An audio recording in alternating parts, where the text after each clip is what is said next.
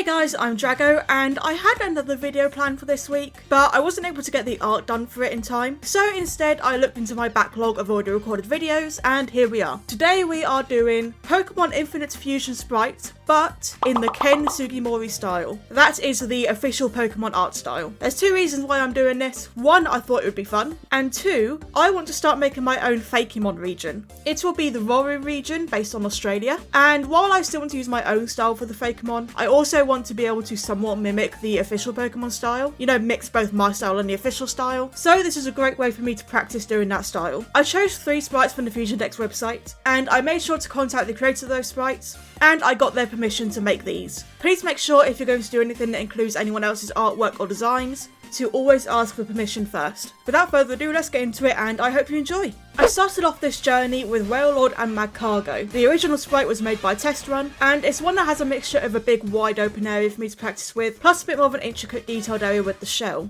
So first things first was sketching out the Pokemon, basically turning the sprite into a smoother piece of art. And yes, I made sure to make it clear that I'd probably be tracing over the sprites to make sure they were accurate, and I had permission from all 3 to do this. But the sketching was pretty straightforward. When it came to lining, I made a new brush called my Pokélines brush. It's basically my normal line work brush, but a bit bigger, a bit thicker, and I put a sort of pencil paper texture on it. It just really helped mimic that traditional style that Sugimori has. And with these 2 mons being earlier gens, they had the more watercolour style. I think they were made with watercolours initially, I'm not entirely sure. I made this brush really simply by just putting on a canvas texture that Painter's Sight has built in, and just adjusted its intensity until it was at a good effect that I liked. Oh, also the background that I am drawing on is one that I made myself. I just knocked out for this. Just thought it'd be nice to have a sort of background that's like a Pokédex background to go with it. It's green, which is sort of the vibe that Infinite Fusion gives me. Has the Infinite Fusion logo, has the name of the fusion, it shows who made the fusion originally, and it gives the Pokédex entry for the fusion. Just a fun little addition to this artwork. I watched a lot of tutorials on YouTube on how to mimic the Pokemon style. Lots of people say lots of different things. That's why I decided to make this video, make this art,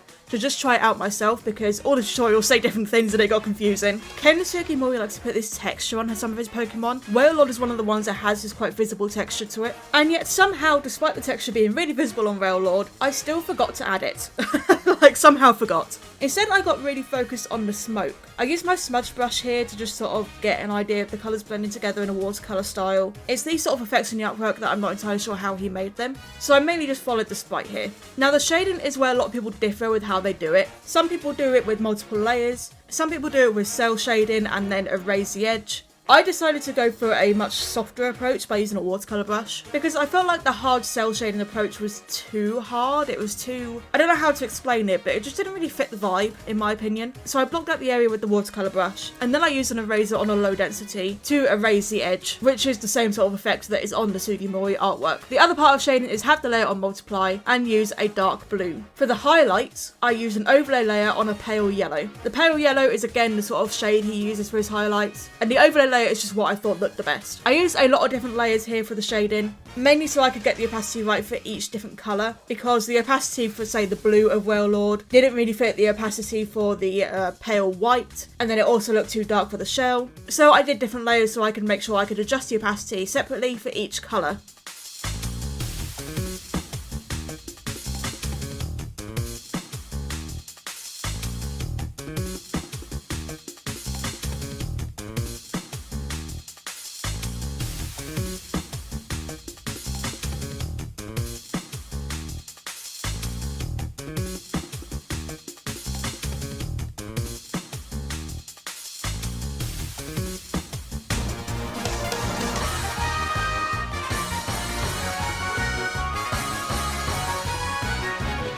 So now, having already made one of these sprites in this style, I felt more confident moving on to my next one. This is Torkoal and Tyrantrum, an amazing design sprite created by Hero Drawing. Bit more of a complicated design here. That's exactly what I wanted to practice, because some of my Fakemon from my region are probably going to have fairly complex designs, especially the legendaries. So I definitely need to practice here. And once again, the sketching was straightforward. A little bit more difficult because I had some 3D shapes to figure out here, especially around the shell, but it was still fairly straightforward. And when it came to the lining, it was exactly the same, but I still can't decide if I made the line work too thin. So do let me know down in the comments below what you think of the size of line art I went for.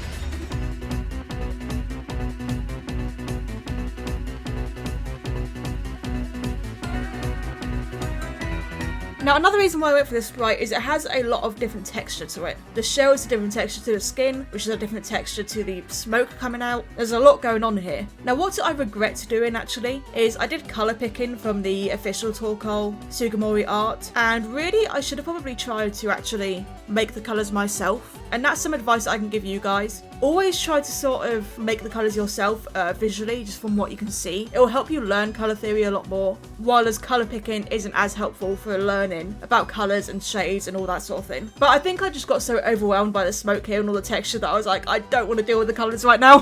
Basically for the smoke, I just really lightly used my watercolour brush. It had a blotch texture on it, and I just thought about each plume of smoke, how 3D it is, and I think I got there with something that looked decent in the end. I hope I did at least. When I needed to do the texture on the shell, I did something that I saw people do in some of the tutorials I watched, where they just get an overlay layer and they just literally really quickly scribble over it, and then they put the opacity of that layer down and it creates this sort of texture that is on the official ones. It's interesting how it works. It is actually kind of effective, which surprised me. Now, as I went with the shading, I realised there was a part that I actually kind of don't like to the Sugimori art style, and that's the use of purely dark blue on a multiplier layer. I feel like it gives this really flat shading, but then again, my style has always been a bit more vibrant in terms of lighting and shading, so maybe that's just a me thing. And when it comes to making my own, I might actually use overlay layers instead, and also use different lights of shading, different shades, different colours, to just make it a bit more vibrant, make it pop a bit more, which actually would be more accurate to the more modern Pokemon style. Well, I'm pretty sure Sugimori does use digital art now, and everything is a bit more vibrant. But all in all, the shading was a good test here, because there was a lot of shapes here, a lot of forms. So it's great to test my knowledge of the 3D space, and how the shading would apply with this really simple lighting just coming from the top left,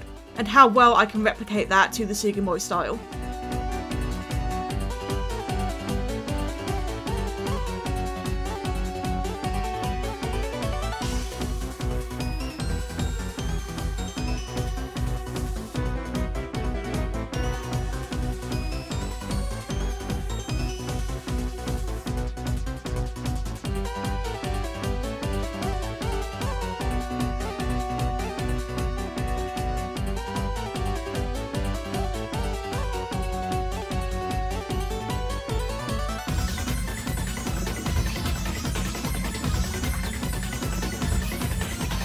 Finally, this was a fusion that I just had to do. When I did my first randomizer run of Pokemon Infinite Fusion, this was actually my starter that I got. Yeah, I absolutely beat that run to the ground. Like, it was super easy with this starter. But I love the design, and it is Giratina and Nidoking, created by Mosey. This is just a sick design. I love this one. And I actually had a lot of issue getting the face right here, so sketching took way longer than the other two as a result of that. But in the end, I think I got something that worked quite well, and the rest of the sketching and lining was very straightforward.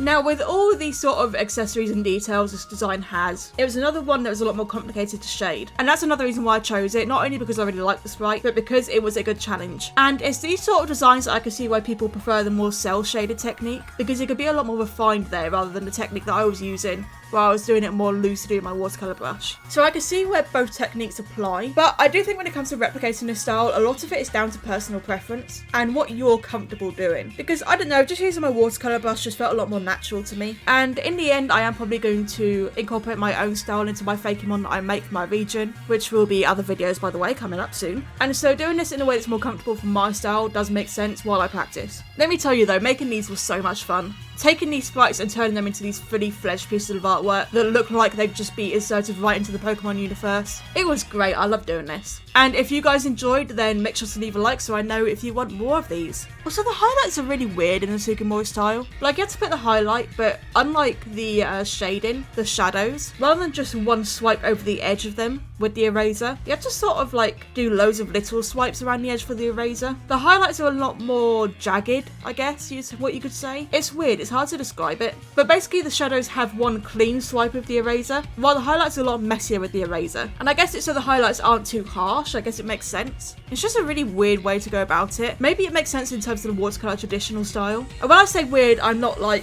being mean to Sugimori here, I love his style. I mean, for me and how I usually do things, it felt weird. Like, in terms of the digital style, it feels a bit weird. But yeah, I think I eventually got that technique down in the end. And it took till his third sprite for me to be happy with it.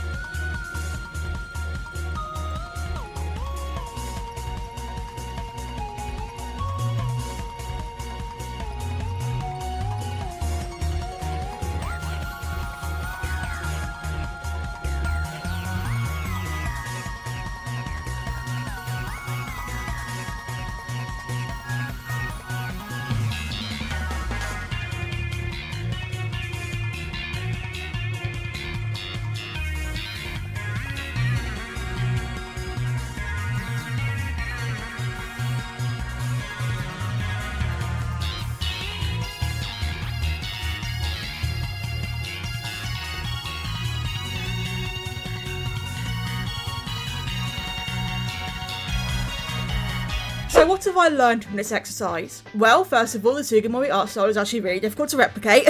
I do like how these three turned out, but I do think they could be better. I do think there are areas I can improve on them. I think the main issue is that in terms of practicing to be able to make my own Fakemon, I chose Pokemon fusions that use earlier gen Pokemon, and therefore the art I referenced was the earlier art of Sugimori, the more watercolour traditional style. Whereas making my Fakemon, it's more likely that I'm going to go for a more modernised style, the digital art style that is like Gen 8, Gen 9, all that. However, Pokemon Infinite Fusion doesn't actually have Gen 8 or Gen 9 in it, so I guess I couldn't do that if I wanted to. But either way, this was still great practice. I learned a lot, and I think I am ready to incorporate this style and what I've learned into making my own Fakemon region, the Waru region, based on Australia, and those videos will be coming soon. I'll be making it a whole series of me going through making the starters, making regional birds, making regional Pokemon, making the root rares, making the legendaries, all that sort of thing. And it has its own unique gimmick, which I will not spoil yet, but you'll see. Anyways guys, thank you so much for watching. Let me know in the comments down below which of these three pieces of artwork is your favourite. And if you'd like more of me turning Pokemon Infinite Fusion sprites into the Sugimori style of artwork, then do also let me know in the comments below. And if you enjoyed, maybe leave a like and subscribe, I'd really appreciate it. And I hope to see you all in the next video.